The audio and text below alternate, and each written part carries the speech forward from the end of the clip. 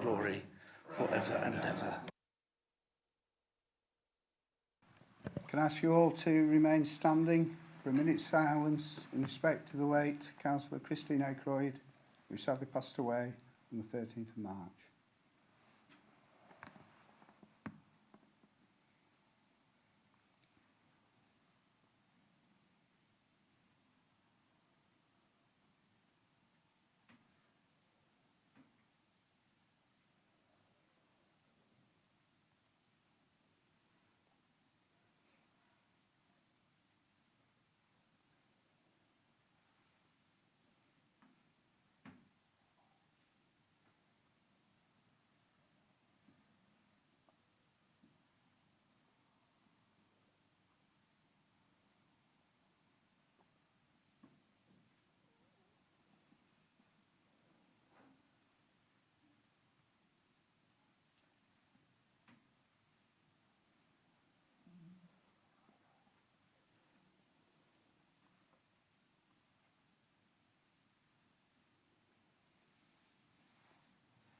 Thank you.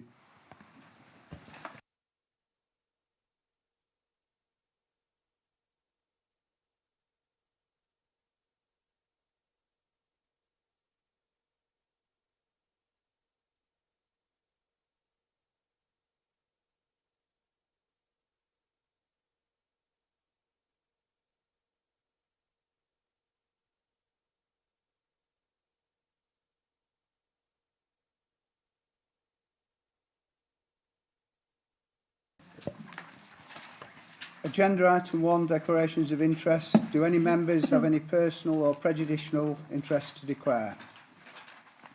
Councillor Buckley. Thank you, Mr Mayor. I declare a personal interest on matters relating to Lytham Library and Lytham Institute by reason of the fact that my husband is Cabinet Member on Lancashire County Council with responsibility for libraries.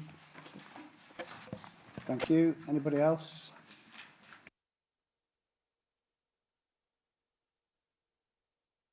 Yes, Mr Mayor, I'd like to also just raise on the same item. I sit on the Friends of Lytham Library and Institutes, just a working group at the moment. I don't sit on there in a council capacity, but as a representative from the MP's office, just to make everyone aware of that. Thanks. Yeah, Councillor Kirkham. Yes, Mr Mayor, I've got a disclosable pecuniary interest in item 9, the M55 Link Road, and I'll be leaving the room for that item. Thank you. Anybody else?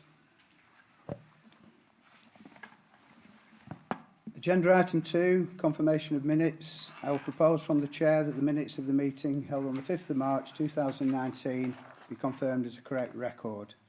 Do I have a seconder for that, please? Councillor Rhodes. A show of hands on that. All those in favour, please show. Any against? Abstentions?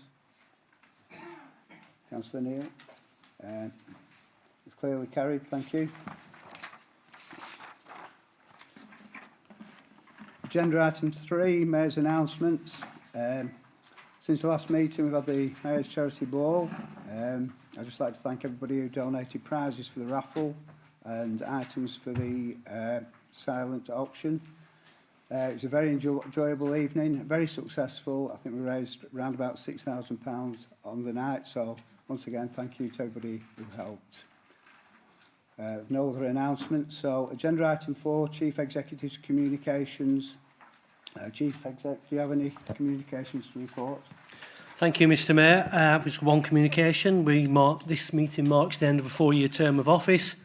I'd like to thank all the elected members for their hard work and dedication working with the officers during that period. Those who are choosing not to be candidates in future, I wish you all the best. And those who are choosing to run again, I also wish you all the best in your campaigns. Thank you. Agenda item 5, questions from members of the Council. There have been 2 questions on this occasion. The first question, I would like to invite Councillor Ashton to read out his question and remind him that 1 supplementary question is permitted, provided it is related to the response given to the initial question.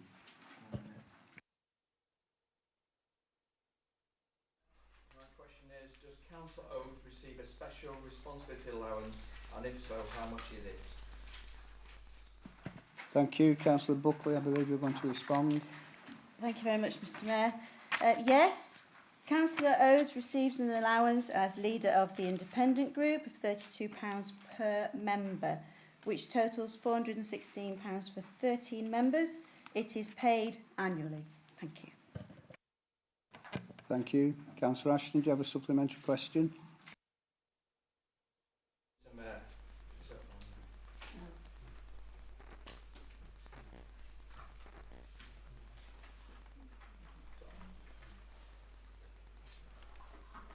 Just wait till the microphone works.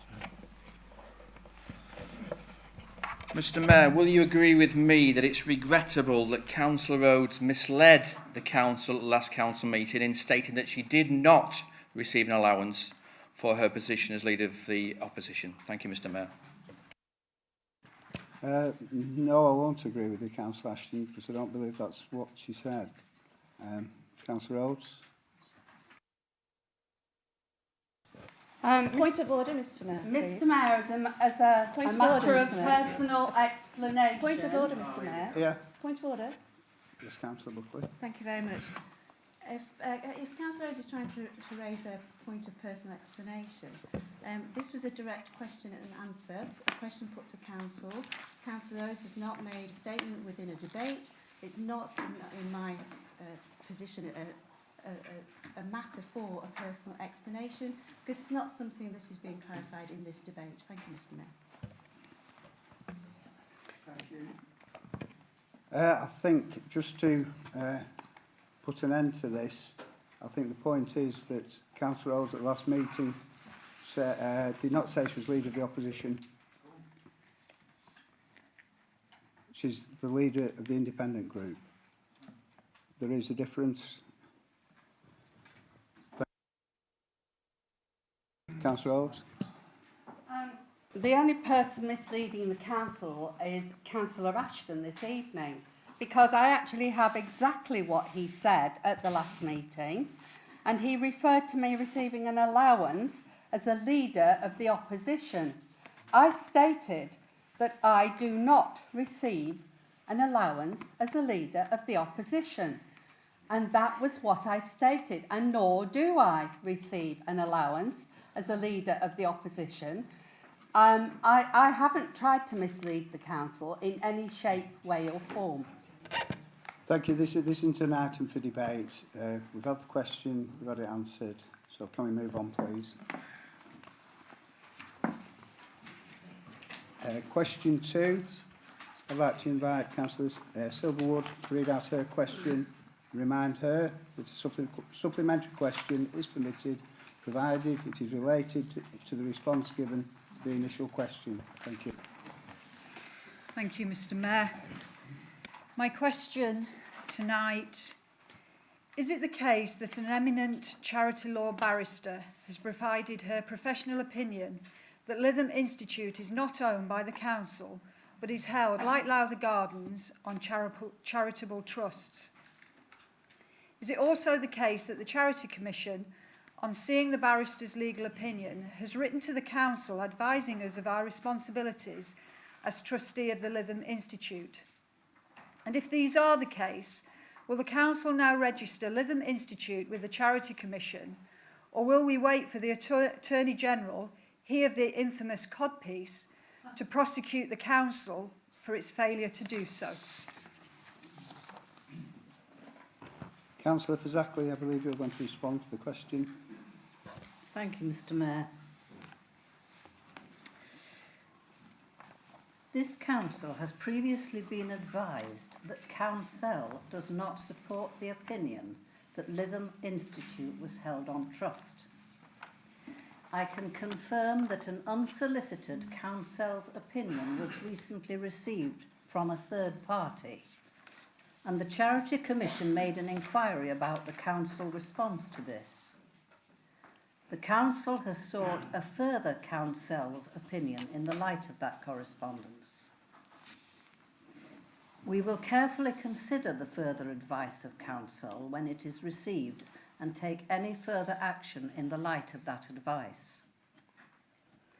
Officers have not yet had the revised legal opinion, and even if we had, its contents would not be something that we would reveal out of court. Thank you, Mr Mayor. Thank you. Councillor Silverwood, do you have a supplementary question? I do, Mr Mayor, thank you. Mr Mayor, is because the question is with regard to Councillor Ashton, does Councillor Ashton now answer the supplementary, or does Councillor Fazackley?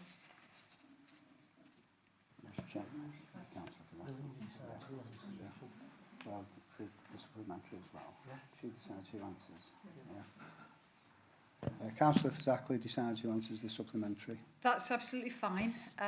So, will Councillor Ashton, who prepared and coordinated the Institute's business case bid to the County Council to secure the future of the library, who is a member of the Board of Directors and trustee of Lytham Town Trust, who submitted and won the bid to house the library in the Trust Lytham Assembly Rooms, a move that was in direct competition with the Lytham Institute bid coordinated by Councillor Ashton, who is also an elected member of the ruling Conservative group on both Fylde Borough Council and Lancashire County Council, and who is therefore uniquely placed to influence these matters. Will Councillor Ashton now commit to using his good offices to re-establish the public library in Lytham Institute, to help secure the Institute's future as an important public facility, and to generate reliable and regular income from the County Council to help ensure the Institute's future financial viability? Councillor Fazackley. Thank you, Mr Mayor. I would contend that that prepared answer from Councillor Silverwood does not directly relate to my answer to her question. I'll take advice on this.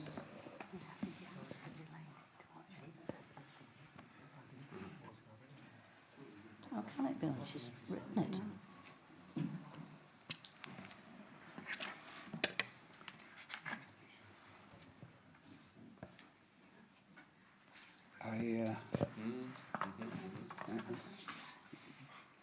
I think we should move on this.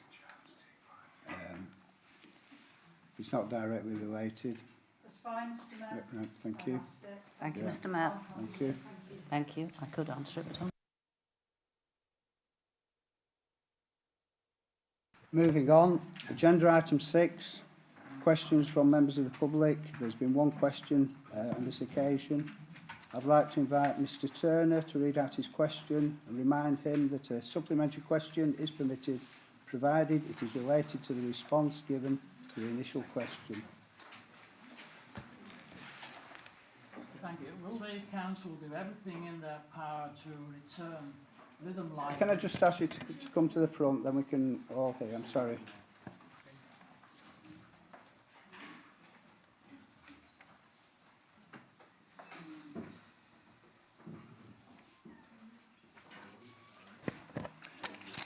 Will the council do everything in their power to return Lytham Library to the Institute, which was built by the people of Lytham to house it 140 years ago?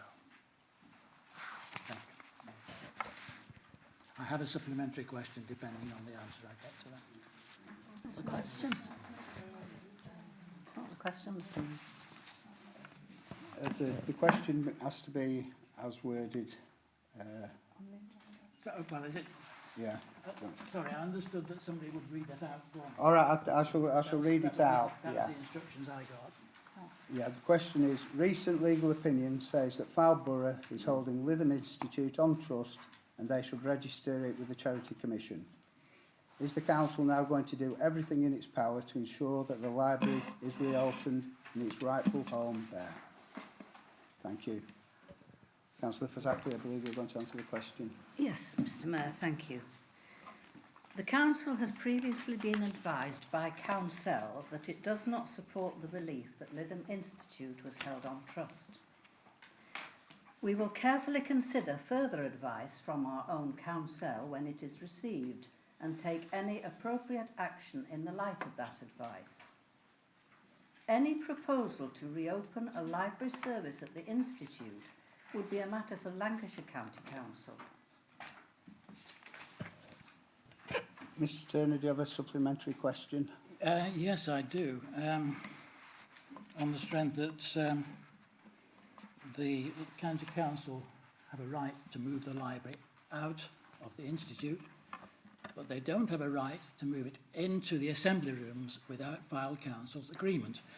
And my second question, therefore, is, if the council allow the library to move to the assembly rooms by changing the town trust's lease on the assembly rooms, are they not failing in their duty as trustees by depriving the Institute of its main source of income? Should I repeat that? Or Does anybody want it repeating? No? Councillor Fazackley, you wish to respond to that question? Thank you, Mr Mayor. It is my understanding that the Town Trust are only too happy to house the Lytham Library. It's not a question of us asking them to do so. no? It was one of the sites that was identified, the possible homes for the library, and the Town Trust, I understand, are absolutely behind it. Because they gain the income which previously... Yeah. Thank you, Mr Mayor. goes to the Institute. Yeah, That's my yeah. point. I understand, but yeah, thank you. Yeah, Okay, thank you very much. thank you.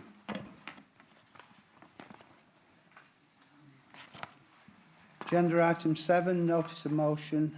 The next item is a notice of motion received from Councillor Sue Fazackley. Gratitude for service. Thank you. Thank you again, Mr Mayor.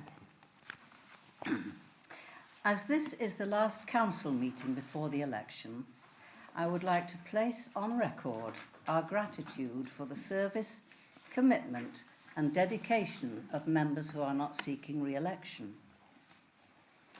I would particularly like to mention those whose many years on Fylde Council will be recognised by the title of Honorary Alderman: Councillor Louis Rigby, Councillor Tim Ashton and Councillor Keith Beckett.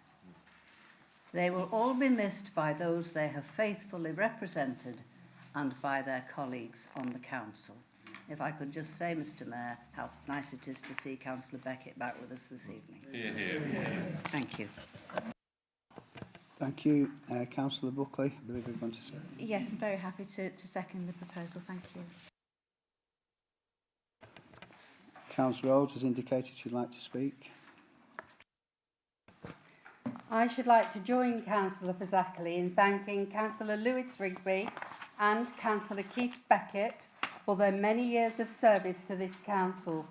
I know that the people of Freckleton and Kirkham will miss their commitment, and I personally will miss their friendship and loyalty. I hope that after the election we will add to this list any other long-standing members who either choose not to stand for election or who are not returned to office. Thank you, Mr Mayor. Thank you, Councillor Rhodes. Do we have any other speakers?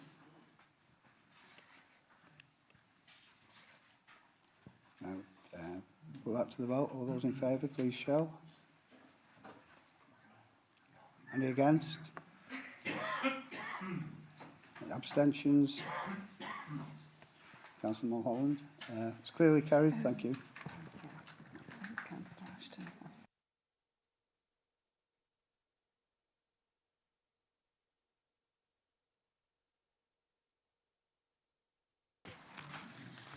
While we're in the process of thanking our previous colleagues, who will perhaps no longer be standing, can I mention the fact that when a previous custodian, Bernard Judge, died, there was talk of putting a plant in the front area of the garden of the town hall, and I understand that was never done. Now we're coming to the end of all the works out there. Could we perhaps look into doing this in the near future? Thank you. Thank you. His favourite Councillor plant was a cordyline. Thank you. That's not on the agenda, so you're out of order.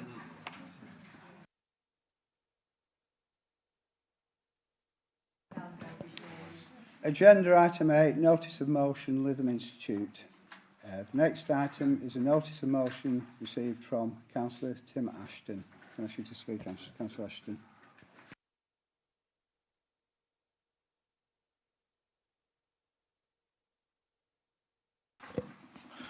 Thank you, Mr Mayor.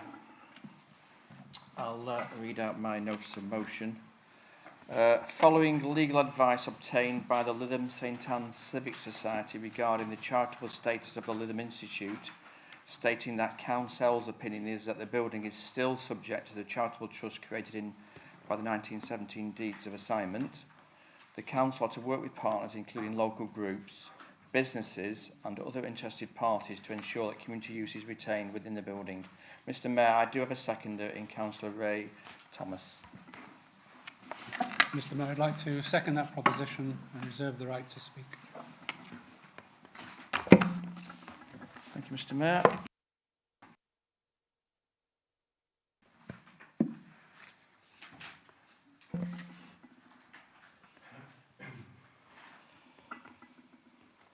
Where do I start, Mr Mayor? On the 11th of February 2016, the Labour administration at Lancashire County Council decided to shut over 40 libraries and 5 museums. 2 filed county councillors supported that decision, you'll be surprised to learn. The member for Fylde West and the member for Fylde East. Now, colleagues, you may well ask me, who are these members that voted to close our libraries, including Freckleton Library, Ansdell Library, Kirkham Library, Wharton Library and Lytham Library? Well, I'll tell you, colleagues, who they were. It was Councillor Oates, the so-called leader of the opposition of this council, as we've heard tonight, and Councillor Paul Hayhurst. Now, which councillor would vote to close their own library in their own town?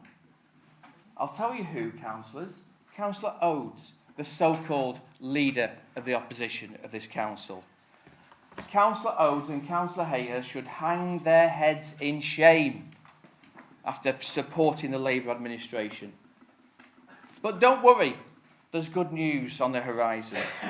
The Conservatives took control in 2017 at Lancashire County Council, and we've started working on reopening the libraries and museums. Lytham is going to get a brand new library service.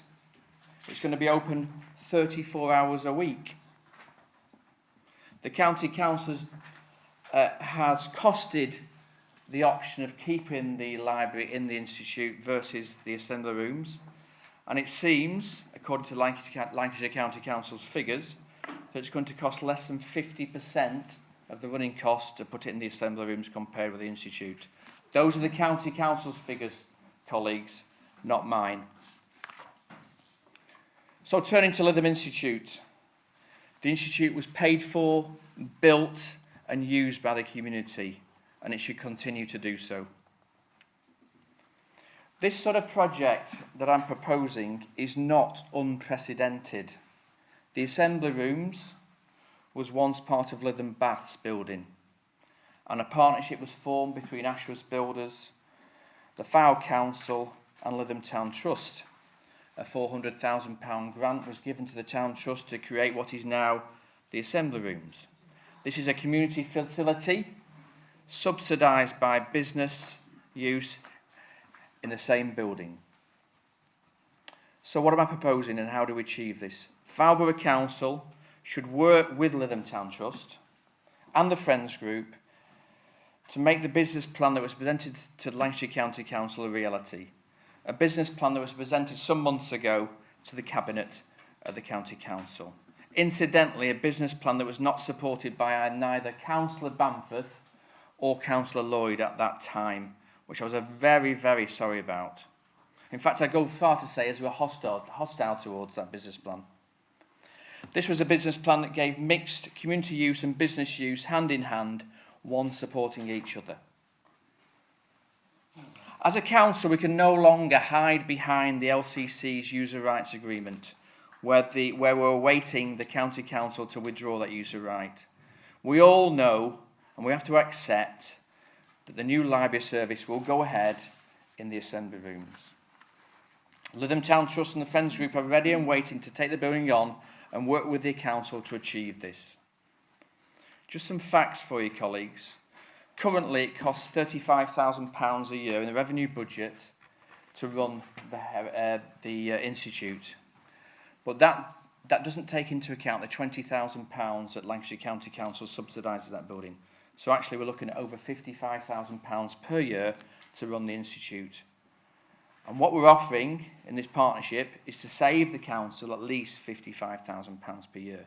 Now, I think that's a good deal. Fylborough Council at the moment has £13.8 million in its reserves. So surely it does not need to either sell the institute or lease the building out to a business. You could look at it as selling the family silver when it's not even our family silver to sell. Colleagues, in terms of wider issues, Fylde has the second highest number of socially isolated people in Lancashire and one of the highest rates of social isolation in the country. Lytham St Anne's is particularly highlighted, where nearly 10% of households have been identified as socially isolated. By 2022, the number of adults over 70 will increase to nearly 30%, and by 2030, the number of adults over 85 will have doubled.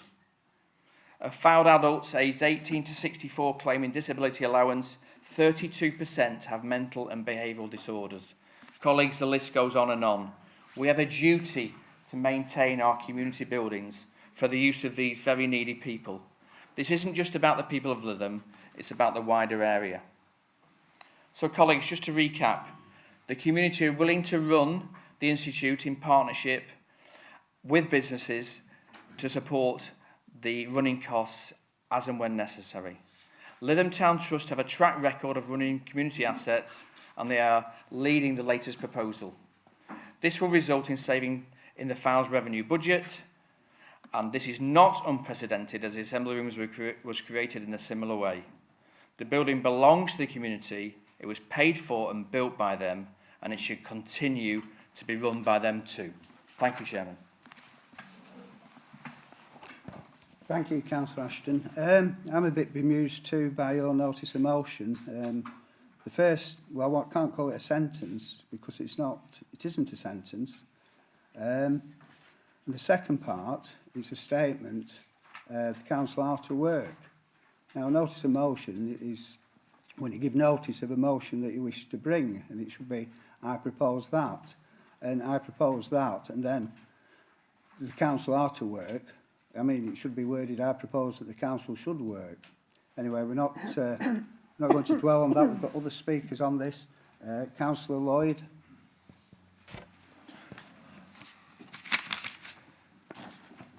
Thank you, Mr Mayor. Talk about the cart before the horse from Councillor Ashton there. It's been 3 years since the library closed in Lytham, a fact that hasn't gone unnoticed in the town, and it's badly missed. Although happily various groups are using a part of the building again after a great deal of uncertainty. Both Mark and I can support this motion to a point. We believe the wording of this motion is vague and ambiguous and would not necessarily safeguard the Institute for the people of Lytham. Retained within the building seems to spring out from the words that have been spoken. Could just mean just about anything, including a broom cupboard. We would like to see Lancashire County Council reconsider reinstating the library service in the Institute again, where we feel it belongs. Thousands of people signed a petition in support of the library's retention at the Lytham Institute. What, you may ask, is happening at the Assembly Rooms? Where is the promised library service? What are the Town Trust plans for the library service? Has the Town Trust submitted successful plans for a disabled entrance? Do they have funds to complete the various works to accommodate the library? In the meantime, there is still no library service in Lytham.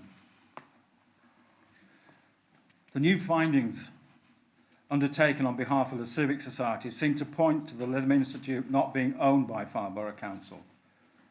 But instead the building is now defined for community use, and as such must remain so under the terms of the 1917 deed. Has Fylde Borough Council replied to the Charity Commission? And if so, what have they said on our behalf? Does Lancashire County Council still retain user rights for the Lytham Institute? And what are the legal implications? Were the tender figures for the library service submitted to Lancashire County Council by the Town Trust accurate? Were the tender figures submitted by the Friends Group accurate, or have things changed since then? What are the legal implications, and there will be many, for the new trust status for the Lytham Institute? What are the views of the Town Trust? What are the views of the Civic Society? What are the views of the Friends Group? And more importantly, what do the people of Lytham want?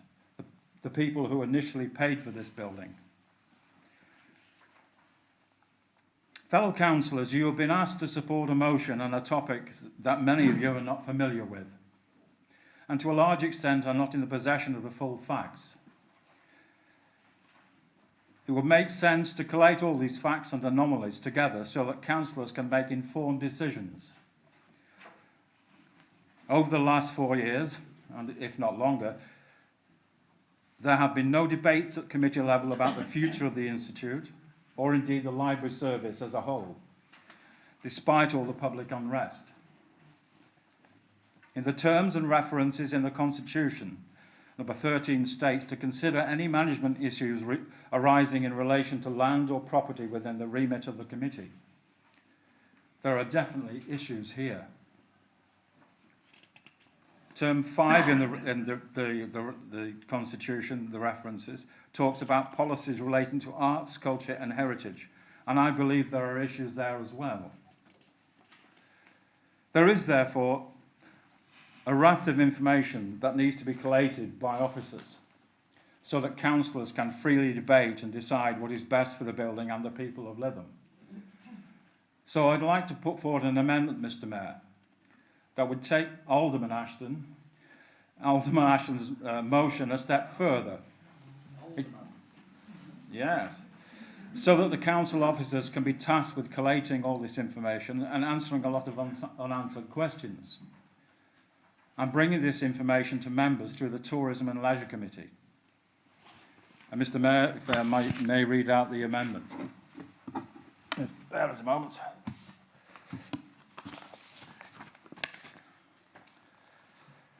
That the Council instructs the Chief Executive to place a report on the next meeting of the T&L Committee, to inform the Committee of proposals and progress regarding the library service in Lytham, and allow the Committee the opportunity to debate whether its policies in relation to the arts, culture and heritage are sufficiently clear about the library service in Lytham.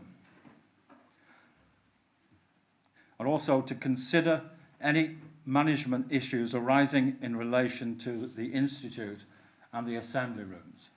Can I bring this forward?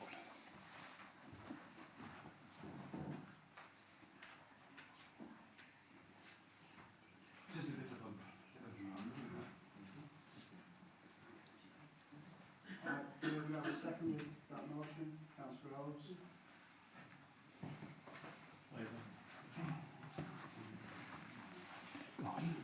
Now speaks the amendment, Councillor Rhodes. Thank you, Mr. Mayor. As a county councillor, I know that cuts to government spending grants in the name of austerity has resulted in more than £500 million being stripped from the county council's budget over a period of 5 years. In common with other councils responsible for social services, the then Labour administration had to look at savings and tried to prioritise by looking at which services were mandatory, which they were legally obliged to provide, and those which were not. Unfortunately, libraries, bus subsidies and leisure are not mandatory. So in order to have enough money to protect social services, rather than withdraw the library service altogether, they sought to rationalise it by centralising the service into fewer locations, as well as improving online provision and mobile services. The proposals were consulted on publicly and a number of meetings were held for county councillors in order for them to input into the proposals so that they could properly represent their areas and facilities. I attended approximately 5 of this type of meeting. Unfortunately, not one Conservative county councillor attended any of those particular meetings, with the exception of Councillor Paul Rigby, who attended the last meeting just prior to decisions being made at the Cabinet. In September 2016, Lytham, Freckleton and Ansdell libraries were closed, and we were advised that Kirkham Library would have to relocate, not close, as stated by Councillor Ashton. In April 2017, Lancashire Conservatives released their manifesto and pledged to reopen all libraries if they returned to power at County Hall after the election. In order to do this, they had chosen to make reductions and cuts in social services. In May 2017, the Conservatives were elected and Ansdell was advised that their library would reopen. There was no such assurance given to Lytham by the Conservative administration. Between July 2017 and June 2018, Cabinet agreed to look at a range of options for the library service in Lytham. Finally, in June 2018, Cabinet looked at 3 options: Hastings Place, the Assembly Rooms and the Institute. Strangely, out of the blue, Lytham Town Trust submitted a business case offering use of the Dickinson Room at the Assembly Rooms at a cost of £22,500 per year. Cabinet made the decision to use the Assembly Rooms. How and why were the Lytham Town Trust able to submit their bid? They appear to have put forward a secretive competing bid to that of the Friends Group for the library to be relocated. They were successful and now receive a reliable income of £22,500 per year. What happened to the county's Conservative promise to reopen the library at Lytham Institute? Why did none of the Conservative county councillors speak up in support of the Friends bid at Lancashire County Council? Why did they vote to shut the Institute? Why have filed Conservatives failed to enter into dialogue with the County Council and other bodies over the future of the Institute building? And why has this council not considered the matter? Does this council own the building, or was it left in trust for the people of Lytham? What will the future of the building be? Will this council find itself in the same position with this building as we are with Lowther Pavilion? There are a lot of questions which need to be looked at and answered about this, and I believe that this should be done by the council as soon after the election in May as possible. So I'm happy to second Councillor Lloyd's proposition. Thank you, Councillor Rhodes. I've got a list of people who indicated they wish to speak to the original motion. Does anybody wish to speak to the amendment? No. Councillor Nash.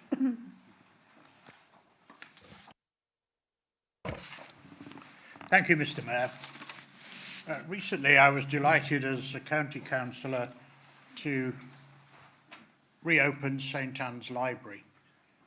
Had we not had the decision to close libraries reversed by a Conservative administration, there would have been no library service at all in this area. And as it was, Ansdell was able to pick up the cudgels and, together with a mobile service, provide a service. It was in a state of disrepair and has been restored to its former glory. I've not heard a single word from any councillor here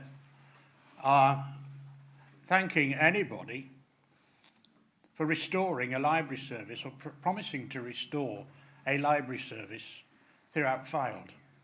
I've not heard a single word from anybody, particularly in the opposition, in praise of reopening a library in Lytham.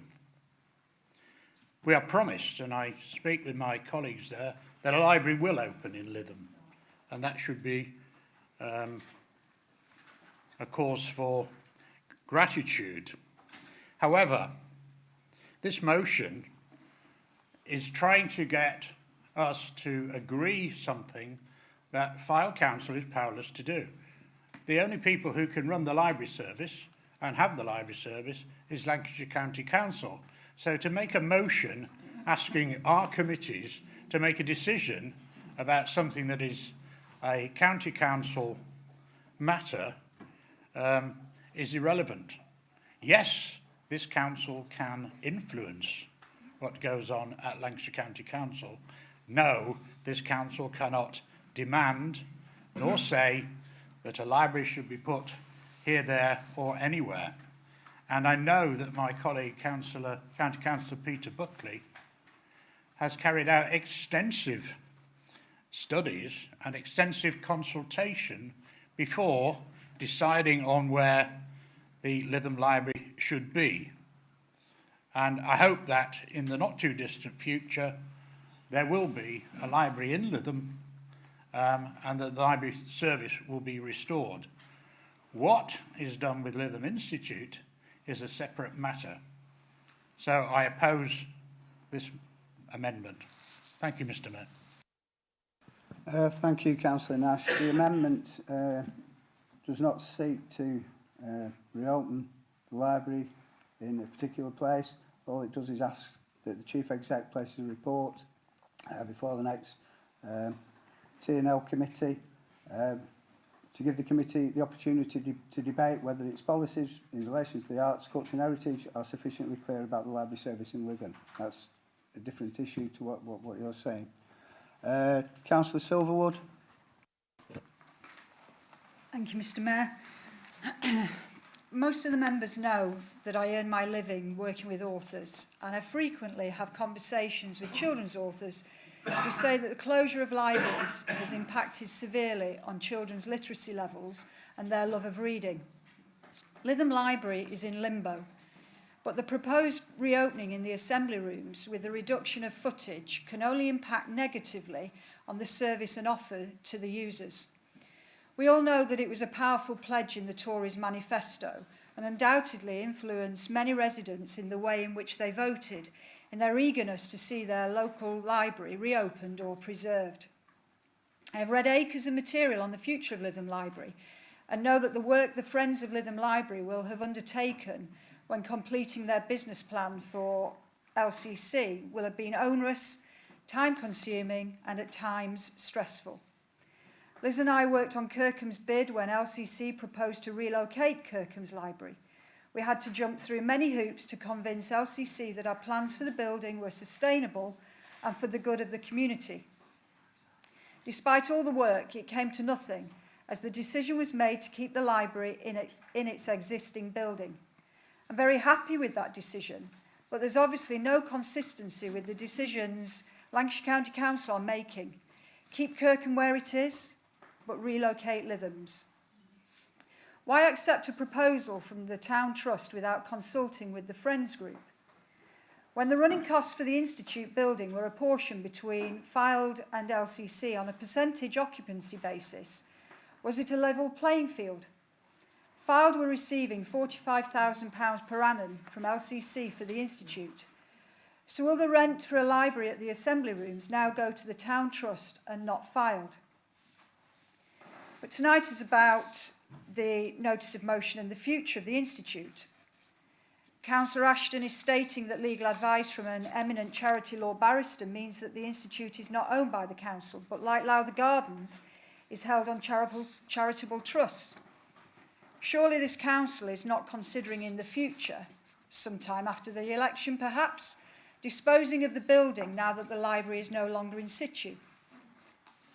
I'm extremely uncomfortable and frankly concerned that what appears to be going on behind scenes with the Institute is too similar to the Melton Grove situation and the horrors currently taking place at Lowther Gardens. I would like to thank Councillor Ashton for airing this matter publicly and giving us the opportunity to ask questions. With the many hats he wears, 4 I believe, he obviously has all the inside information and perhaps will be happy to share with it, continue to share with it this evening. I would like the assurances of the Council this evening that the Institute's future will remain in its safe keeping and accept that it is not the Council's building to sell, but is held on trust for the people of Lytham. I'm happy to support Councillor Lloyd's amendment. Thank you. I'll read the, I know we've got some other speakers, but, you know, we're speaking to the amendment now, so I'll read out the amendment so everybody's clear as to what we're debating at the moment. The amendment is that the Council instructs the Chief Executive to place a report on the next meeting of the Tourism and Leisure Committee to inform the committee of proposals and progress regarding the library service in Lytham and allow the committee the opportunity to debate whether its policies in relation to the arts, culture and heritage are sufficiently clear about the library service in Lytham and to consider any management issues arising in relation to the Institute and the Assembly Rooms. Thank you. The next speaker is Councillor Hayhurst. Well, Mr Mayor, I welcome Councillor Ashton bringing this matter to the Council. I don't feel really it's the right place to discuss Lancashire County Council's business, but nevertheless, I welcome the opportunity to put the matter straight. These cuts to the library service, to the fact that you've got holes in the road, to the fact that you've got inadequate social services, that you've got bus services which don't run in the evening in most places and sometimes don't run at all, are down to the Conservative government. The fact is the Conservative government cut the budget of Lancashire County Council by about 50%, and therefore there was pain for everybody. The choice that we had as councillors at the time was, do we continue to spend money on libraries in the way that we had before and in other services, or do we look after elderly people? Do we look after people in social services? Do we look after vulnerable people in the community? I was faced with a situation representing part of Lytham St Anne's in the fact that I had to consider whether it was right that we had closed 2 libraries in Lytham St Anne's and had 1 library for Lytham St Anne's, but instead that we looked after the vulnerable and the elderly of this community. We've got to realise that Fylde Borough, and in particular Lytham St Anne's, has a huge elderly population. And I, every day, am getting people phoning me to say that they can't get social services to do work in the community. We've got elderly and vulnerable people who are in a situation where they desperately need help. So what happened? Labour decided to pay money, to keep the money in the social services budget, which I supported on the basis that Lytham St Anne's still had 1 library. My area doesn't have a library. My area that I represent on Fylde Borough, people in my area have got to travel 6 miles to go to a library on an inadequate bus service. What happens? The Conservatives brought back libraries, and it was in their manifesto, which is obviously what they're entitled to do. But the fact is that daily I get people from Lytham St Anne's contacting me because they can't get help from social services, they can't get assistance for vulnerable people, because we keep the libraries open. We're having 3 libraries again in Lytham St Anne's. Well, I'm sorry, but as far as I was concerned, the choice between 1 library for Lytham St Anne's and looking after elderly people, it was quite easy which way I made my decision. And I'm grateful for Councillor Ashton, who doesn't give a damn about social services.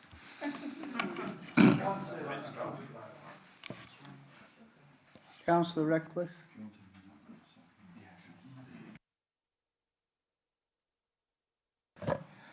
Well, first of all, I'm very grateful to Councillor Hayhurst for not speaking to the amendment, because it means that I can say what I want, because he's just been allowed to do it.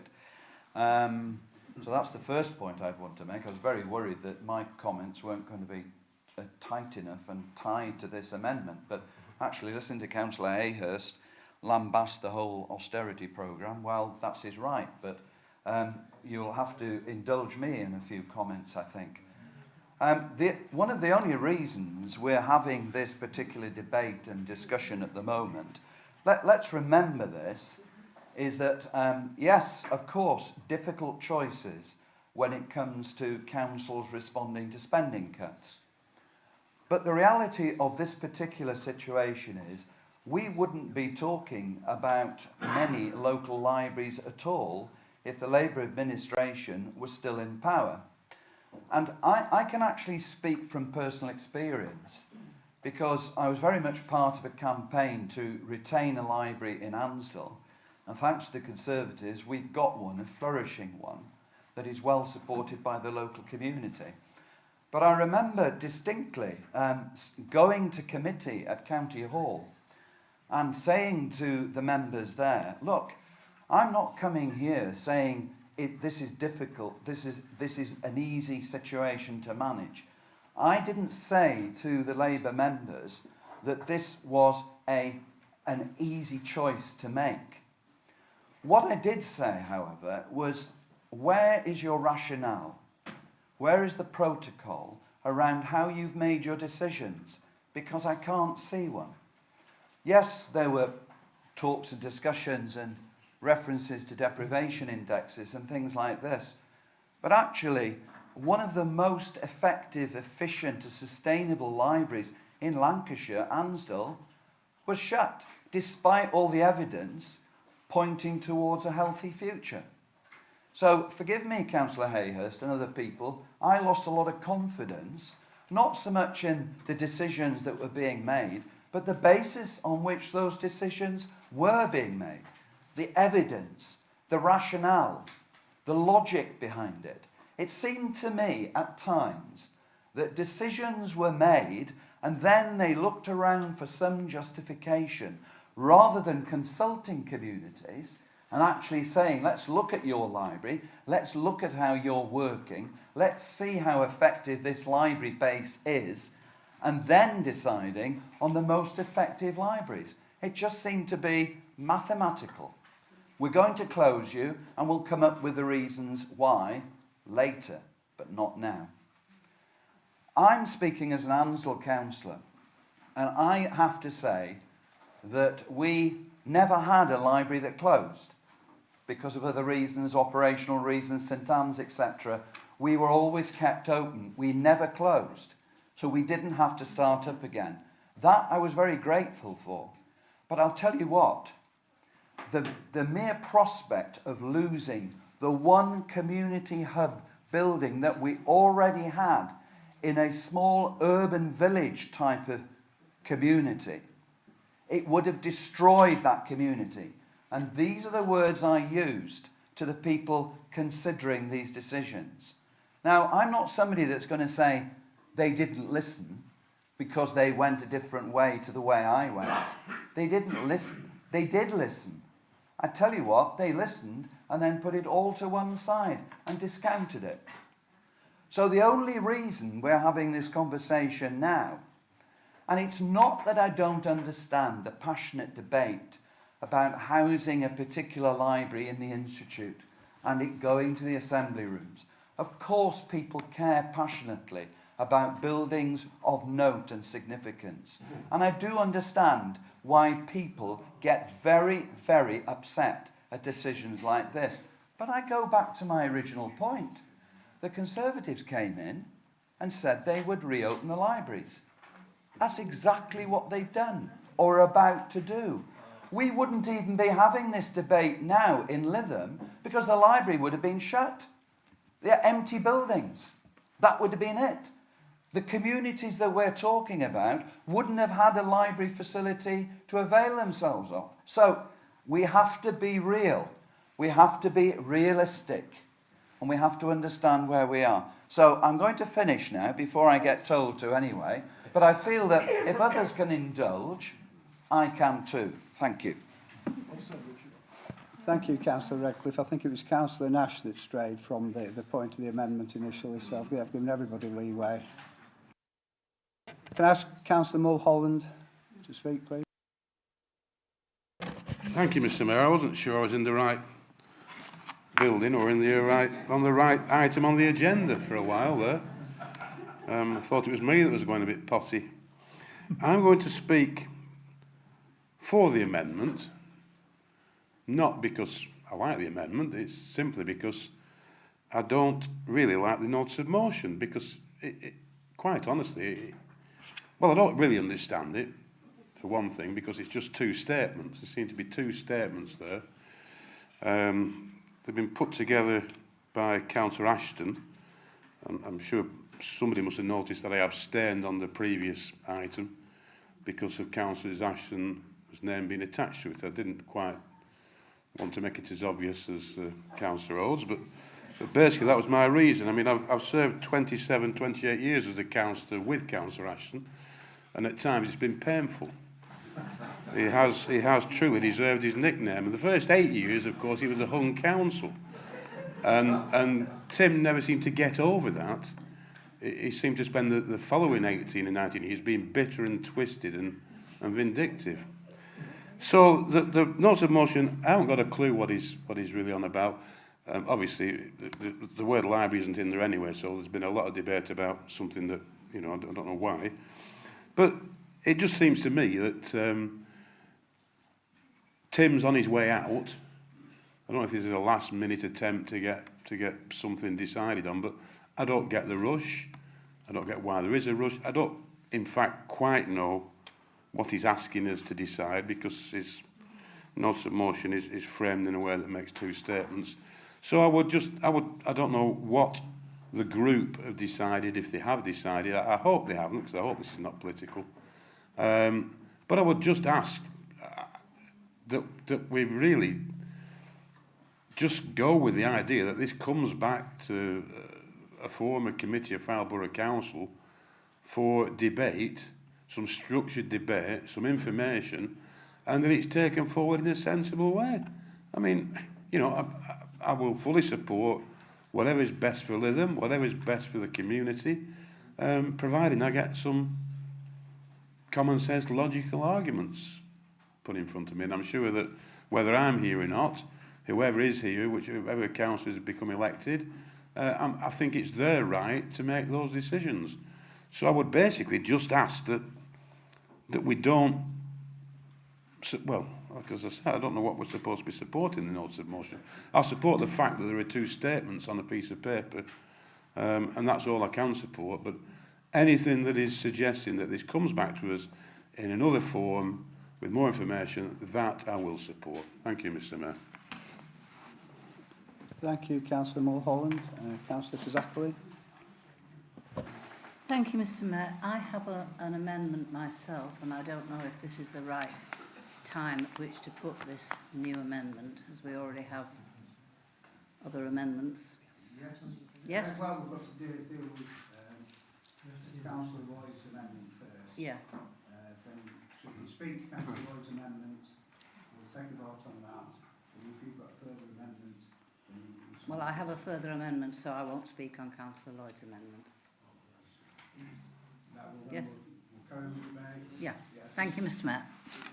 Mr. Mayor, could I just ask that if without actually putting the amendment, would it not be possible for Councillor Fazakerley to say, well, I would, you know, if she got up and spoke along the lines of, well, I would prefer if we did such and such and such, because it may influence some of us on how we are going to vote.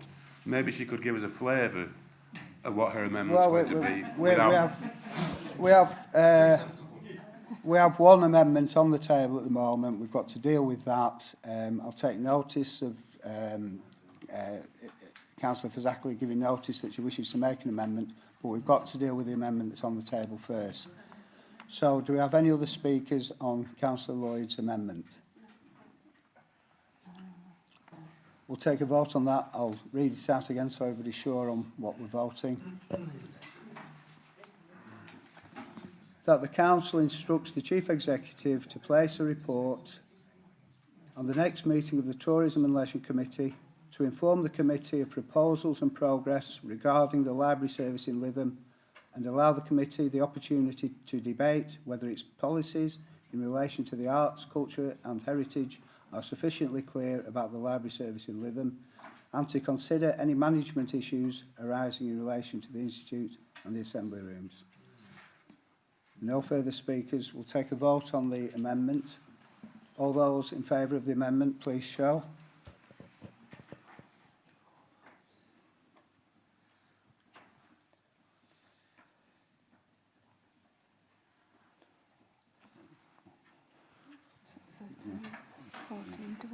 Yeah. Is that me as well? Yeah. Those against?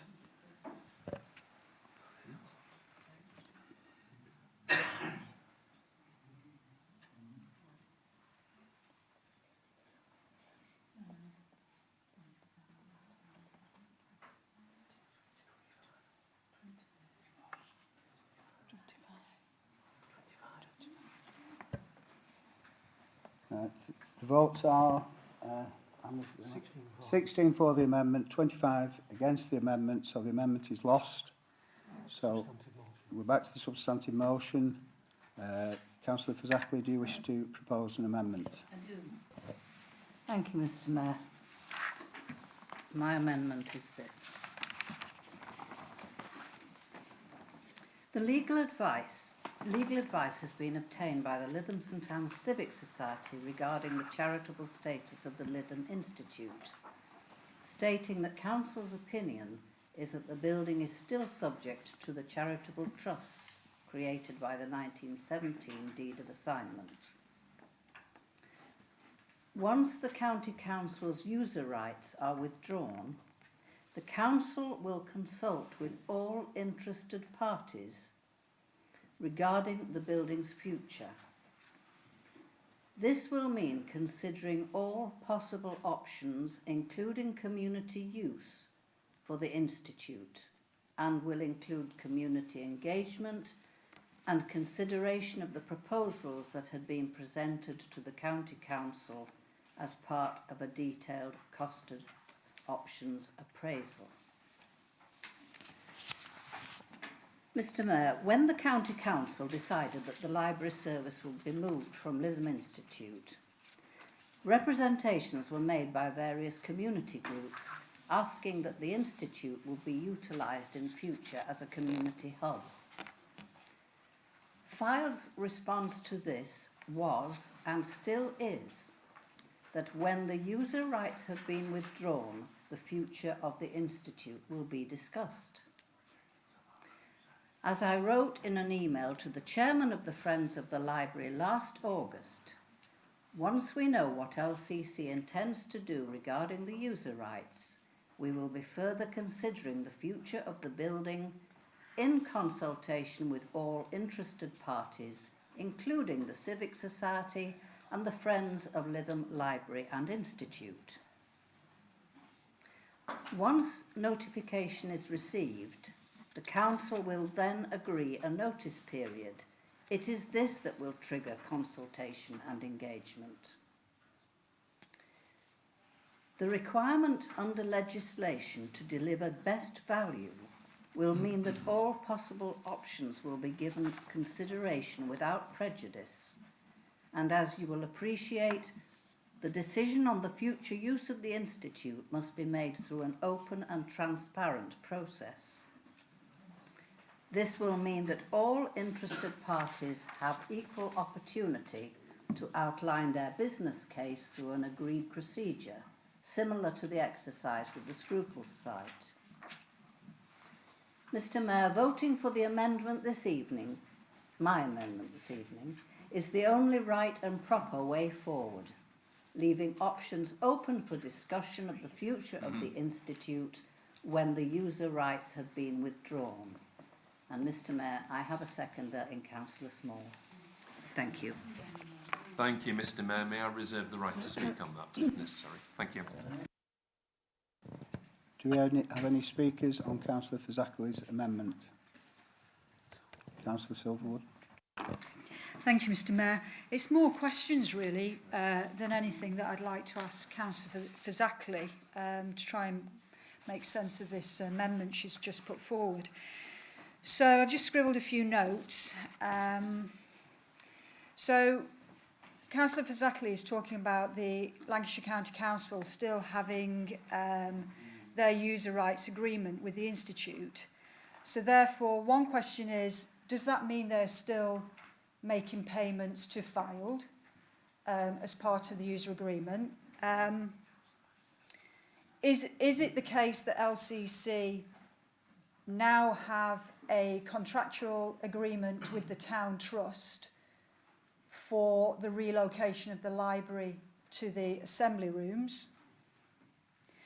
You're talking about in your amendment about options being considered when the work was being done on the detailed options appraisal, which I know Liz and I did on Kirkham Library, and you're talking about it potentially being a community hub. So another question will be, in the future, when looking at the Institute's future, who will these options come back to? Is it going to be something like Councillor Lloyd was saying in his amendment, coming back to tourism and leisure? Is it going to be done by, I don't know, an inner sanctum group? Is it going to be officer-led? Is consideration going to be given to the council's opinion? So there are lots and lots of questions before even, quite frankly, we can vote on an amendment, because there's too many anomalies to that amendment. Thank you.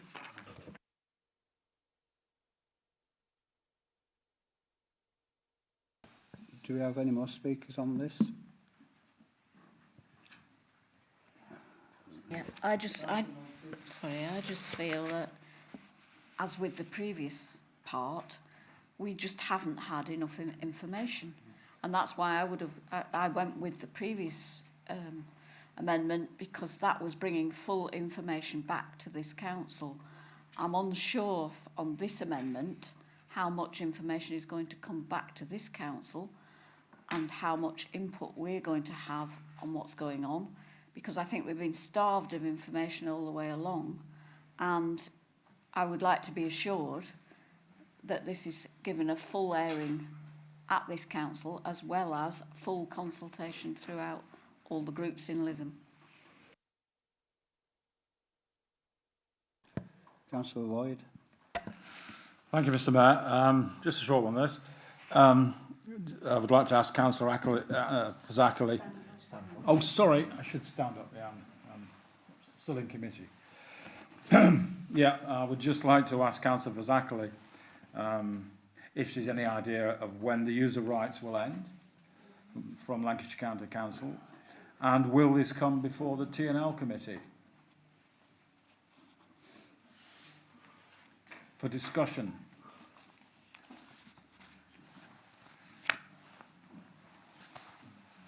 That'll do.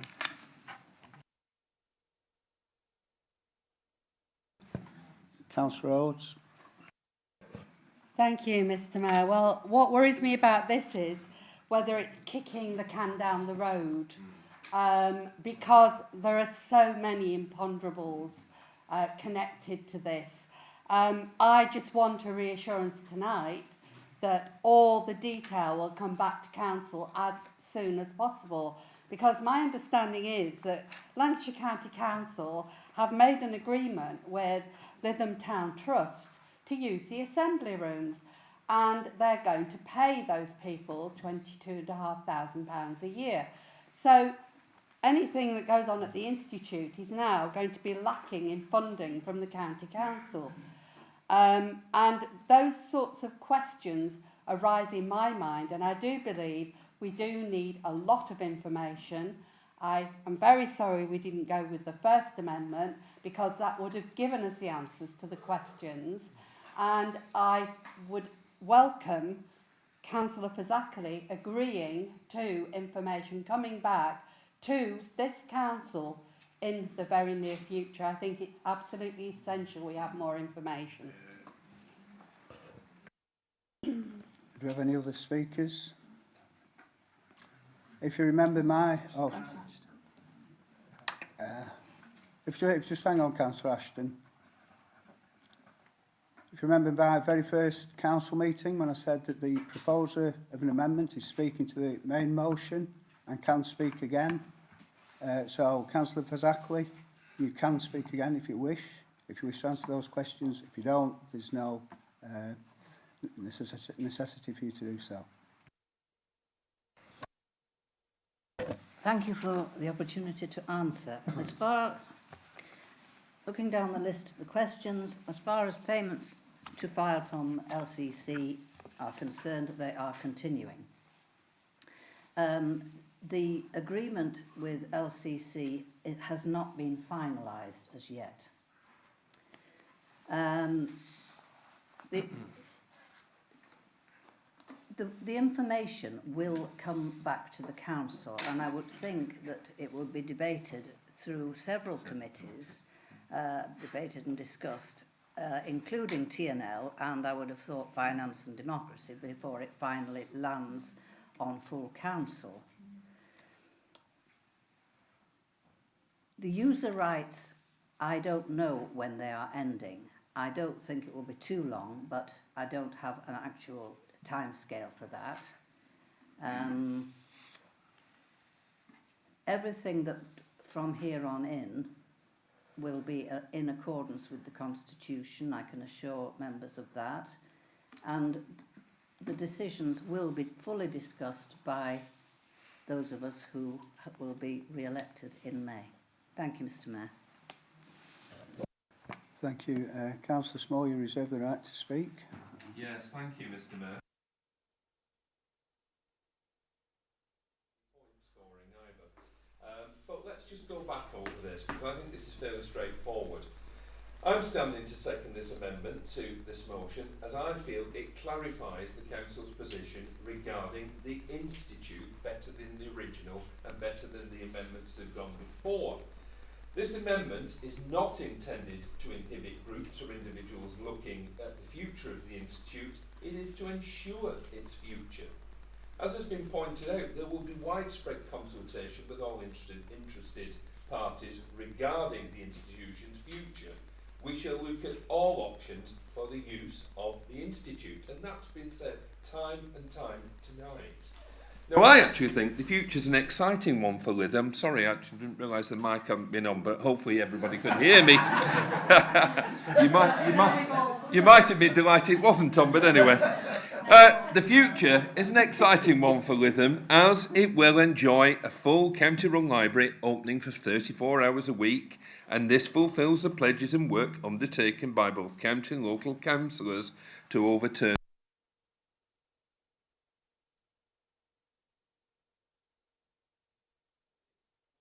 sustainable and efficient as a library service, offering a very cost-effective option.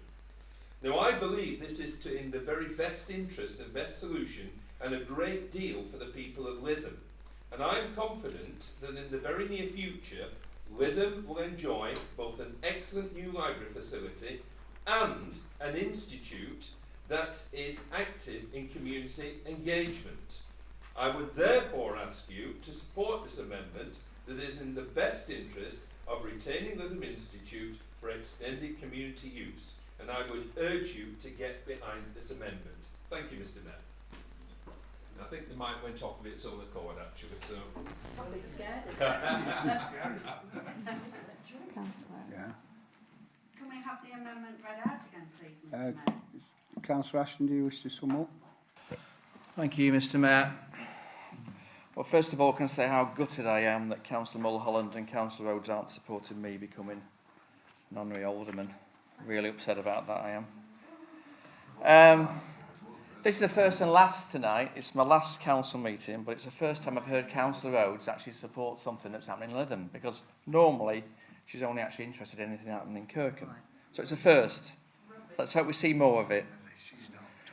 Mr. Mayor, one thing's as sure as eggs are eggs, Lancashire County Council will move the library service to the assembly rooms. So I think we ought to concentrate on the institute. We've got to make sure, and I'm happy with Councillor Fazackley's amendment to my notice of motion, because it does include the phrase community use, and I think that's really important to us. And just to go back on the questions that were asked during the debate about the County Council, don't forget the County Council is spending taxpayers' money. Now, why would a County Council pay 50% more for a service than they necessarily need to do so? They've got to look after the pennies so the pounds look after themselves. So that's why they've chosen the assembly rooms, because it's not as expensive as staying in the Institute.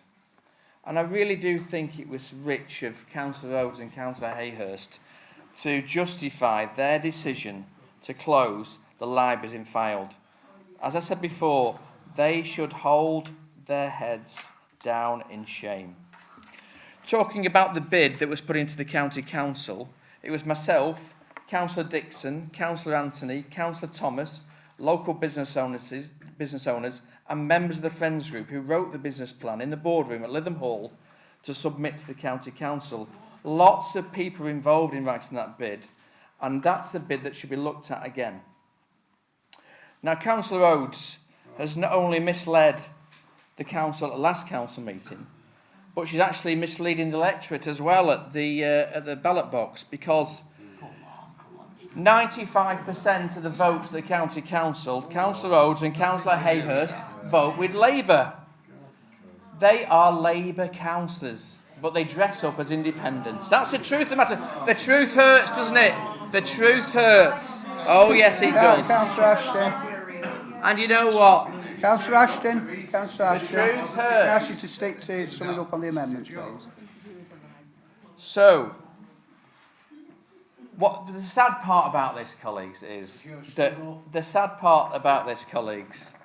that we haven't got a leader of the opposition. We have not got a leader, and a good administration needs a good opposition, and it isn't in place, because the truth of the matter is the leader of the opposition is not an elected member. Councillor Ashton. The leader of the opposition.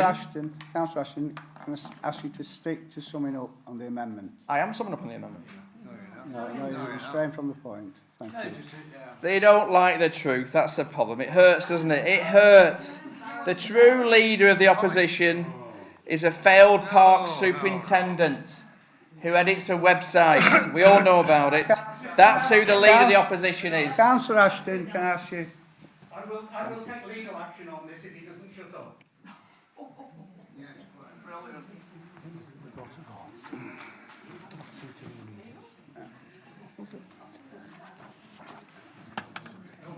We're going. Thank you. Can we come to order, please? Thank you. Can I ask Councillor Fazackley to read her amendment again, please? You can indeed, Mr. Mayor. Legal advice has been obtained by the Lytham St Anne's Civic Society regarding the charitable status of the Lytham Institute, stating that Council's opinion is that the building is still subject to the charitable trusts created by the 1917 Deed of Assignment. Once the County Council's user rights are withdrawn, the Council will consult with all interested parties regarding the building's future. This will mean considering all possible options, including community use for the Institute, and will include community engagement and consideration of the proposals that had been presented to the County Council as part of a detailed costed options appraisal.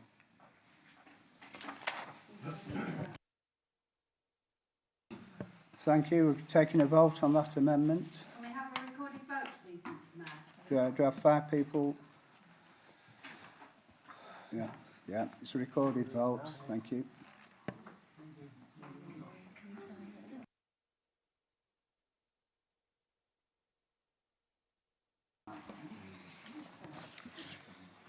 Thank you, Mr. Mayor. If members could indicate if they are for the amendment, against the amendment or abstaining. Councillor Ben Aitken. For. Councillor Andrews. For. Councillor Anthony. For. Councillor Ashton. For. Councillor Beckett. Councillor Blackshaw. Abstaining. Councillor Brickles. Abstaining. Councillor Buckley. For. Councillor Chew. Against. Councillor Clayton. Yeah. Councillor Delma Collins. For. Councillor Dixon. For. Councillor Donaldson. For. Councillor Fazakerley. For.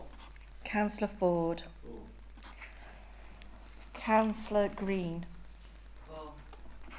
Councillor Harvey. For. Councillor Hayhurst. Against. Councillor Henshaw. Against. Councillor Jakes. For. Councillor Kirkham. For. Councillor Little. For. Councillor Lloyd. Same. Councillor Mulholland. For. Councillor Edward Nash. For. Councillor Sally Nash. Councillor Neil. For. Councillor Nixon. Councillor Nulty. Abstain. Councillor Odes. Abstain. Councillor Pittman. For. Councillor Redcliffe. For. Councillor Rigby. Councillor Settle. For. Councillor Silverwood. Abstain. Councillor Small. For. Councillor Thomas. For. Councillor Threlfall. Councillor Wilder. For. Councillor Peter Collins. Abstain. Councillor Barker. Abstain.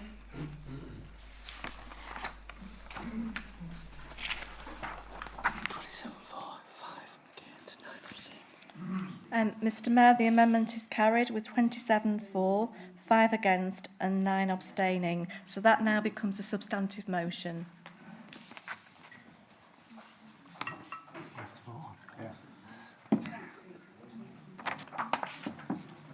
That becomes the substantive motion. Do we have any further amendments? Councillor Rhodes?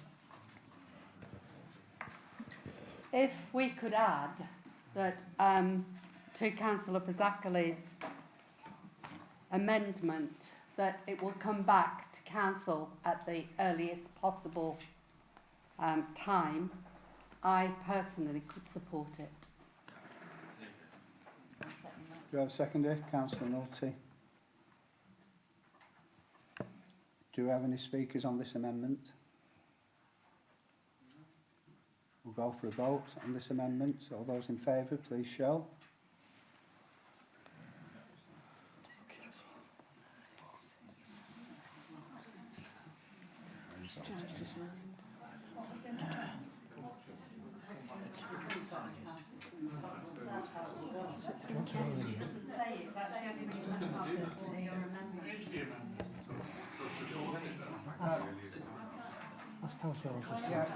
Councillor Rhodes, can I have order, please? Councillor Rhodes, can you read your... It's in addition to Councillor Fazakerley's amendment by adding the following words. Yes, if I could just say that Councillor Fazakerley's amendment is perfectly acceptable to me, other than the fact that she omitted that it would come back to council at the earliest possible date. If that could be added to Councillor Fazakerley's amendment, I would very happily support it. It's a friendly amendment to an amendment. Is everybody clear? It's an amendment to what has now become the substantive motion that it comes back to the council at the earliest opportunity. So we'll have a show of hands on that. All those in favour, please show. Is it seconded? It's counted. That's clearly carried, Mr Mayor. That's clearly carried. Any against? Abstentions? One abstention. One abstention, Councillor Neil. That's clearly carried, thank you. So now we'll take a vote. That now becomes the substantive motion. Does Councillor Ashton Can we have order, please? That now becomes the substantive motion. That's Councillor Fazakerley's amendment with the wording that it comes back to the council at the earliest possible opportunity. I'll vote on that as the substantive motion. All those in favour, please show. Any against? Abstentions? That's clearly carried. Thank you.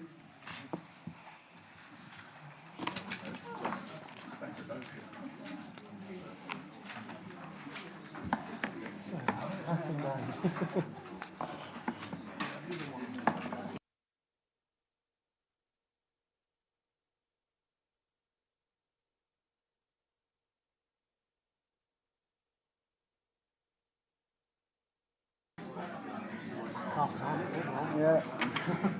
So we should have a break. No?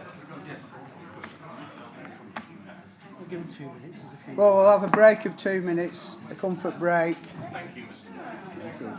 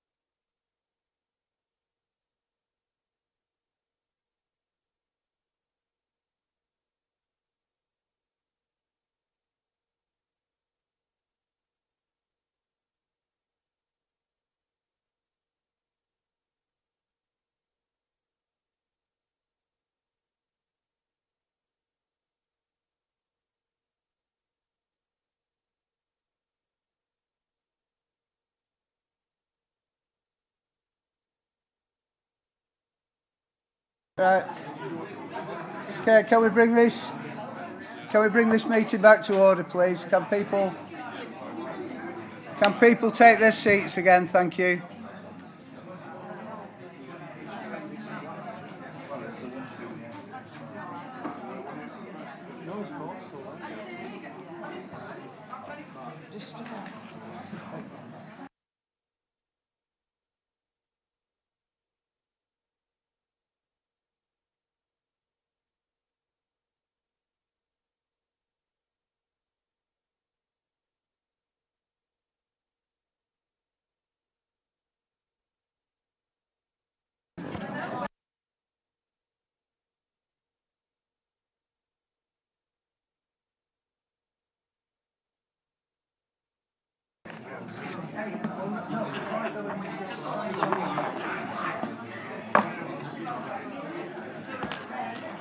Okay. You know this is a light. Can I bring this meeting back to order, please? Thank you. Thank you. It's a light. Thank you. Can I bring the meeting back to order, please? Moving on. Agenda item 9, the M55 Link Road. Item 9 is a report for the Council to release the previously agreed financial contribution towards the funding of the scheme. Can I ask Councillor Buckley to propose the item, please? Yes, Mr Mayor, thank you very much. I'm pleased to propose the drawdown of the £1 million that this council has pledged to see the of this much awaited and much needed link road.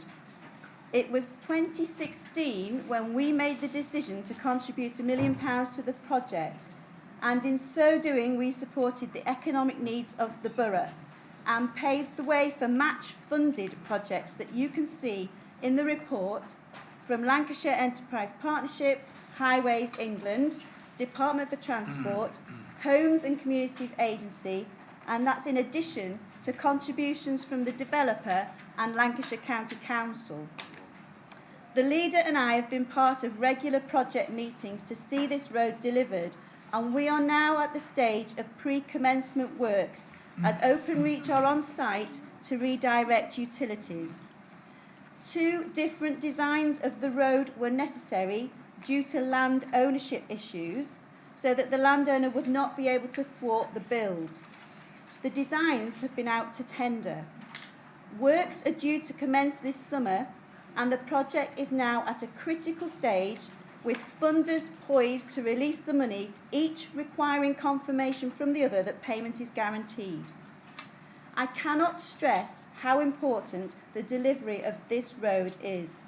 It has been on our radar for years, and the collapse of the road in late 2014 has served to exacerbate traffic congestion, and this at a time when housing development near to the site was coming on stream.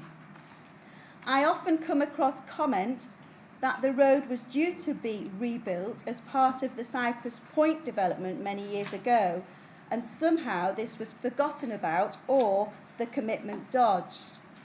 I have heard these rumours many a time, and so checked with our planners, who confirmed that it was in fact the dog leg of the road from the end of North Houses Lane to Cypress Point that was required to be built by the developer, thus making North Houses Lane into a cul-de-sac and providing the link across the Moss. Of course, at that time, there was a functioning, albeit narrow, road to the motorway. Its collapse meant that a rebuild rather than a repair was the best solution, and one that would see it delivered before the developer's requirements under a Section 106 agreement. Little progress was made at first, and so with the pledge of £1 million, project meetings were started by Fylde to get all parties round the table to make this happen, and the MP assisted with his support for government funds under the growth deal to secure £2 million for the LEP. As mentioned, there have been complexities regarding the aligning of funding streams, the need for 2 designs of road, land ownership and engagement with the developer. Notwithstanding all these hurdles, we have pressed ahead and reached the point where we need to draw down the money. The total project is estimated at between 26.2 million and 27.2 million, depending upon which of the two designs is taken forward. And these figures include an amount for contingency and risk. The funding pledge that you will see in the report currently stands at 25.2 million. The amounts will be refined as risk falls away and more certainty is achieved. All funders are aware of the amounts and are going forward on that basis. We will keep up the pressure until the road is built. And I'd like to put on record our thanks to our own officer, Paul Walker, Director of Development, who chairs the project meetings, and County Councillor Keith Idden, Cabinet Member for Highways at Lancashire County Council. And thanks to all the funding bodies represented and our MP for his support for this scheme from the outset. It is not yet done, but there is a determination to see it through. And your support tonight will be much welcomed by all residents of Fylde. I have a seconder, Mr Mayor, in Councillor Redcliffe. Thank you, Councillor Redcliffe. I'm happy to second this. Thank you. And reserve the right to speak. Do you have any? Oh, Councillor Hayhurst. Well, Mr Mayor, I'm very happy to support this. I've been a member of this council next month for 40 years, and I think this is probably the biggest issue that has ever come before this council. To provide this road for Lytham St Anne's and indeed the borough is absolutely essential.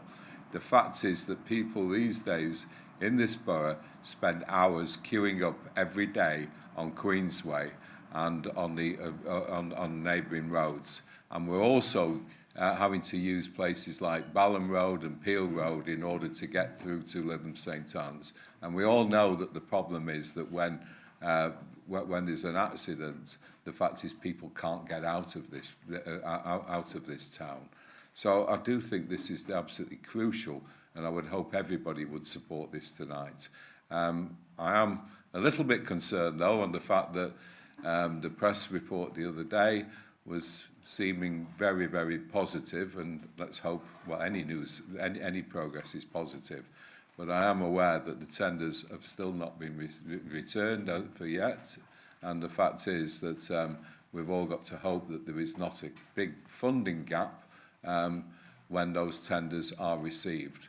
And I also believe that Kensington have still got to put their hand in the pocket. So I hope that this authority doesn't give them any more housing until they've done so. Do you have any other speakers on this item?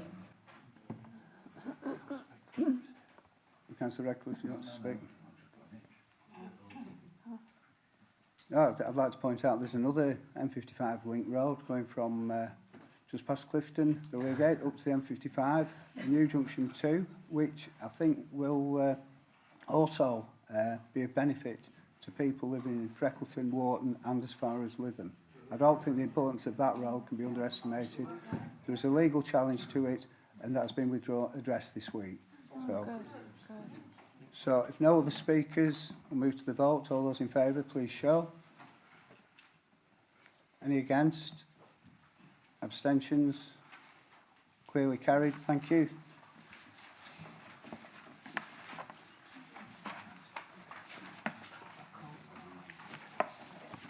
Agenda item 10 is a recommendation of the Environment, Health and Housing Committee for a fully funded budget increase. Can I ask Councillor Aitken to propose the item, please? Thank you, Mr Mayor. I stand to propose the recommendations. Gone through committee, as you can see through your notes. It's a win-win situation. It doesn't cost the council any money, and let's hope we can do some really good work with it. And I have a seconder. Councillor Wilder.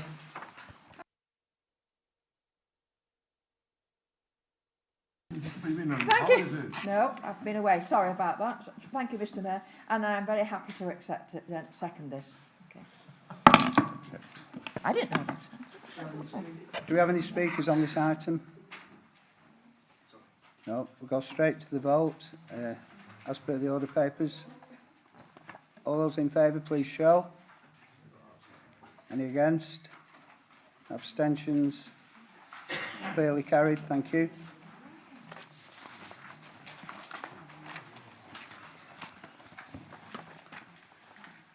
Agenda item 11, Fairhaven Heritage Lottery Project.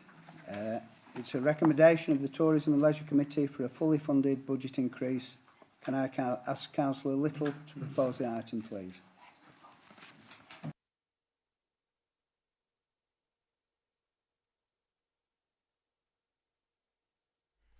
At its meeting on the 14th of March 2019, Tourism and Leisure Committee recommended to Council to approve a fully funded budget increase of £2,003,17497 for the Fairhaven Lottery Project and to authorise proposed expenditure as detailed in the report. Therefore, I'm standing to propose Council accept the following three recommendations of the T&L Committee and to approve a fully funded increase in the total scheme value within the capital programme. I do have a seconder in Councillor Settle. Councillor Settle. Thank you, Mr. Mayor. I'm very happy to second the motion. Do we have any speakers on this item? No, look straight to the vote. As per the order papers, all those in favour, please show. Any against? Abstentions? Two abstentions. Clearly carried, thank you. Agenda item 12, Fairhaven Adventure Golf Capital Bid 2019-20. It's a recommendation of the Tourism and Leisure Committee to make an addition to the capital programme in regards to Adventure Golf Project. Councillor Little, would you propose the item, please? Thank you, Mr. Mayor. The Tourism and Leisure Committee resolved to support the proposed commercial adventure golf investment as outlined in Appendix A and that the bid should be progressed in conjunction with the Fairhaven Lake Heritage Project. For consideration that the proposed capital bid is supported for inclusion in the Fairhaven Lake Heritage Project. However, following the publication of the report on this agenda and discussion with officers, I would like to propose the following alternative replacement resolution which clarifies the outcome sought by my committee, and that is to approve an addition to the capital programme of 2019-2020 to be funded from the Capital Investment Reserve in the sum of £505,000 in respect of the Fairhaven Adventure Golf Project as detailed in the report. And I have a second in councillors. Councillor Settle. Thank you, Mr. Mayor. An absolutely excellent project, and I am very happy to second it. Councillor Rhodes. Thank you, Mr. Mayor. At the last meeting, I stated that of the total cost of the capital schemes planned between 2015 and 2020, only 7% of the total has been spent in the rural fylde, whilst 59% will have been spent in Lytham St Anne's. We're tonight being asked to fund, I believe, yet another 500,000. We've just had clarification on that, which reduces further the percentage spent in rural areas and conversely increases the percentage spent in Lytham St Anne's. We were then treated to a Marie Antoinette moment in which we heard a succession of wonderful endorsements about projects in Lytham, St Anne's and a few little projects in the Conservative wards of the rural fylde, and a breathtaking moment where the Vice Chairman of Planning had the nerve to advise me that Kirkham is very lucky to have been awarded the opportunity to put a bid into the High Street Innovation Fund, something he strongly objected to and did his best to scupper at the time.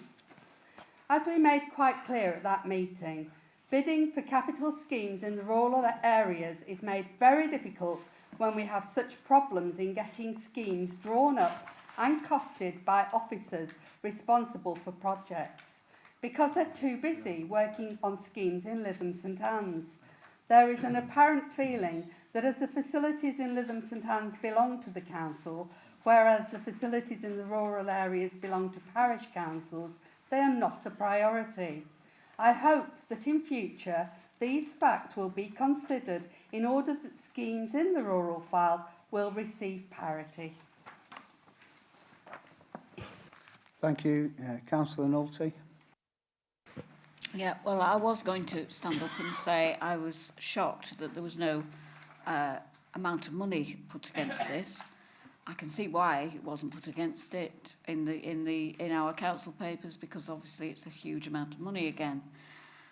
Following the last meeting where I spoke about our scheme in Wesham, I was told that we could have schemes and they would go forward. But I contacted Paul Drinnan, who had been working on this public realm scheme for us for more than 2 years, and I can forward his response to you all. It was that they've not had enough members of staff to work on this project. They'd had other projects to work on, and our scheme, unfortunately, has not yet been able to go forward. We now have staff in place. But there's 2 points to this that I've made at previous meetings. We don't have enough officers to work on these kind of things. And added to that, we delay things when people resign, we delay replacing them. So we were held up, our scheme was held up for 6 months at least, because there was no member of staff to do it. I wonder how long this one will take. I'm shocked that this is here just 3 weeks after we were here agreeing the capital budget. And I just hope that when Wesham's scheme eventually does come forward, and that we might ask for some additional money for it, that it will be treated in the same way and might redress the balance a little bit. So I'm not against this.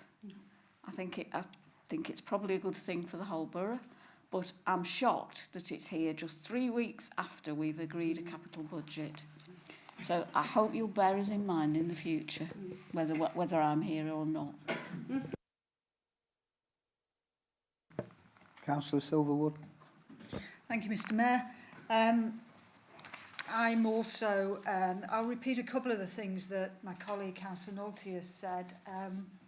I sit on the Tourism and Leisure Committee, so when I read the papers in this agenda, I was rather shocked that it didn't give the detail and saying the 500,000 that we'd been given that information at Tourism and Leisure.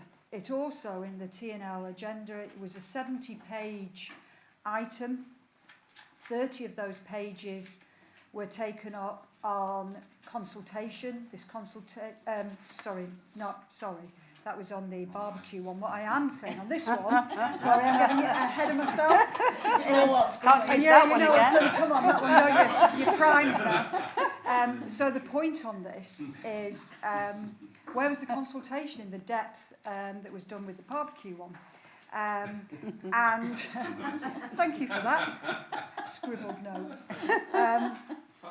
And my concern, as I said at the T&L that evening, is that this didn't come forward in the budget. This wasn't in our MTFS papers, but obviously there's a lot of work been going on behind scenes. I also said at T&L, had consideration been given for the kiosks and Fairhaven Cafe, because in the presentation we were given, it shows a kiosk for food and drink. I was assured that Fairhaven Cafe will be given first dibs on the kiosk, but really I have to ask, when we are the landlord, the council are the landlord, to a kiosk at Granny's Bay, to a kiosk at St Paul's Avenue, and to Fairhaven Cafe, and to a golf course just over a mile away down the road, all we're doing is undermining those existing businesses. I don't do Facebook, it's not my thing. However, it has been pointed out to me that there's been a number of negative comments on Facebook about this decision. One of them saying, this is crazy, and I don't just mean crazy golf. There is almost an unused mini golf facility just 1.2 miles along the prom. Why not update that and leave the tennis courts alone? We've already lost tennis courts in Ashton Gardens. So this again brings it home that there hasn't been the consultation that perhaps there should have been. But 500,000 I think is a crazy amount of money for this development, and something I do believe that sort of capital spend could have gone on much better things around the borough. Thank you. Do we have any other speakers on this item? Councillor Redcliffe? Yeah, I was at that tourism and leisure meeting, and first of all, with this particular project, I'm sure I saw figures that said between 4 and 10 years this would be paying its way. Well, possibly, obviously, everything's possible. I have to say that the other aspect, which is never discussed by some people, although there was a reference to benefit to the wider file that I heard somebody say, is that when you have a facility like this isn't actually a facility specifically for Lytham St Anne's. It's a facility for visitors, which is a huge part of our economy, and it's also there for people within our borough, wherever they live, within a few miles of this facility, to come and enjoy. And I have to say to Councillor Rhodes that she's slightly disingenuous when she talks about the High Street Fund, and you know this deep down, whatever you said. I never used the word lucky, I wouldn't. And she also knows that what I was upset at was the process by which we got to that outcome, not the outcome. I'm delighted for Kirkham, and I'm hoping that that bid is a successful bid, and it may trigger off other initiatives if people start coming forward from all parts of the file with ideas that this council can look to back. So please, let's get the record straight at least.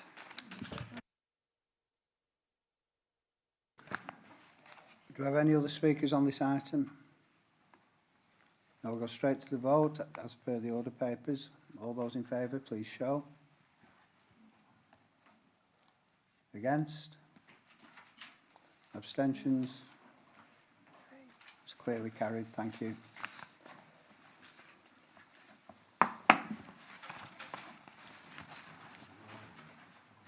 Agenda item 13, proposals for the control of barbecues and other outdoor cooking on council-owned land. It is a recommendation of the Tourism and Leisure Committee regarding the proposed enforcement provision in relation to the controls for the use of barbecues and other outdoor cooking on council-owned land. Councillor Little, would you please propose the item? Thank you. I stand to propose this. The council is recommending to approve an unfunded annual revenue budget increase of 38,000 from 2019-2020 onwards to cover the cost of enforcement of a public space protection order to control the use of barbecues and other outdoor temporary cooking facilities on council-owned land as recommended by Tourism and Leisure Committee. I have a secondary in councils. Councillor Settle. Thank you, Mr Mayor. I second the motion. Any speakers on this? Councillor Nulty. Yeah, I certainly will not be supporting this one. I don't agree with this proposal. I don't know the background of it. It said on my agenda that there'd be a report to follow, and I don't regard this as a real report. It tells me that I had to follow a link. I haven't done that. I'm told that there was option A. What were the other options? And £38,000 per annum simply to enforce this order. When we asked for enforcement on other issues, notably planning, and dog fouling, etc. These things never get followed up. We asked for an enforcement officer at the budget meeting. We said enforcement was very necessary. We don't get that followed up. Yet suddenly we've got some, and I'm not aware of a problem with barbecues. And where exactly are these barbecues? And how much land does Foulborough actually own where these barbecues occur? And when do they occur? And given the weather, how often will this person be out sorting out barbecues? And what will this person be doing for the rest of the time when it's pouring with rain and people are not out there? I don't see this as a big issue. I've never heard about it, and I'll certainly be voting against this one. Councillor Rhodes. Thank you, Mr Mayor. Well, I simply can't understand why this item has ever come to the Council, and I'm absolutely stunned at the T&L Committee's recommendation to this meeting. I'm afraid I couldn't make the T&L meeting, Councillor Buckley, but I can assure you I did read and digest the full report. The phrase taking a sledgehammer to crack a nut comes to mind in relation to this decision. I find it simply mindless. We're regularly told, in fact we've just been told by Councillor Redcliffe, that Lytham St Anne's is a tourist area, which is a justification used to explain why so much of our revenue and capital funding is spent in the area. And yet, we're being asked by the Tourism and Leisure Committee to prohibit the use of barbecues, an activity which is gaining in popularity with residents and visitors alike. And the reason we're given is to stop possible fire damage. I actually asked how much damage has been caused to council land and equipment in recent years as a result of barbecues, and was advised that it was a princely sum of £1,360. And yet here we are being asked to spend £38,000 a year towards the cost of enforcement in controlling cooking on council-owned land. What exactly does this mean? Does it just refer to barbecues, or are we going to tell people that they can't warm up their food? I believe that we should either vote against this proposal or at least send it back to the T&L Committee to ask them to use a more common sense approach. Several options were considered by T&L, and I believe that option C would have been the more common sense way of dealing with this. And for those of you that haven't read the options, option C was providing benches and pits for people to use in a controlled manner, and that, I believe, is what we should be doing. I just wonder why it's felt to be so important, as we've had very few complaints and a disproportionate time has been spent on something which bothers very few people. Councillor Silverwood. Thank you, Mr Mayor. Now I'll refer to the 70-page report, and 30 of those pages were consultation between July and September, during the hottest summer on record. I scribbled down notes during the Tourism and Leisure Committee saying I felt it was draconian, that it was a sledgehammer to crack a nut, a few people spoiling it for all, a seaside town that were not allowing people to barbecue, and we could simply have provided the appropriate equipment with the fireproof bins, the pits, the bench tables at considerably less than this £38,000 per annum. And I think it's the wrong decision. I didn't vote for it at the time, and I just think, well, as I say, a few spoiling it for all. Very sad.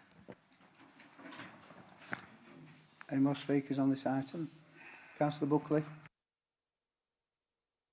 Thank you, Mr Mayor. I just want to correct a misapprehension about the cost on this matter, as a few councillors have spoken in favour of an alternative measure that was before the T&L Committee, which would have provided dedicated space for barbecues. That would have cost the same in terms of the revenue budget requirement. That was in the papers. It would have costed the same, and it would also have incurred a capital cost for the actual equipment. Thank you. Any other speakers on this item? Go to the vote. All those in favour, please show.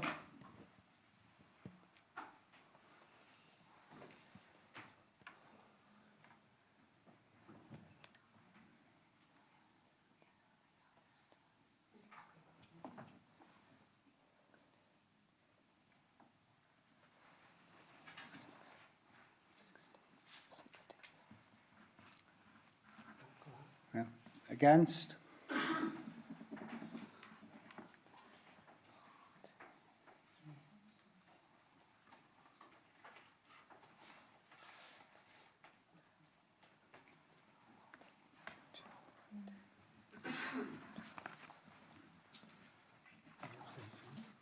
Abstentions? 5, 6, 7.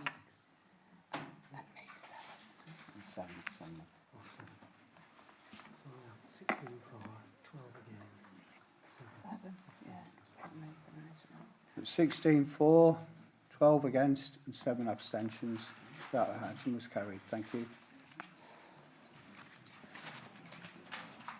That concludes the business this evening, and it's the last meeting I'll be chairing, last business meeting I'll be chairing. I'd just like to thank everyone for the meetings being by and large quite orderly.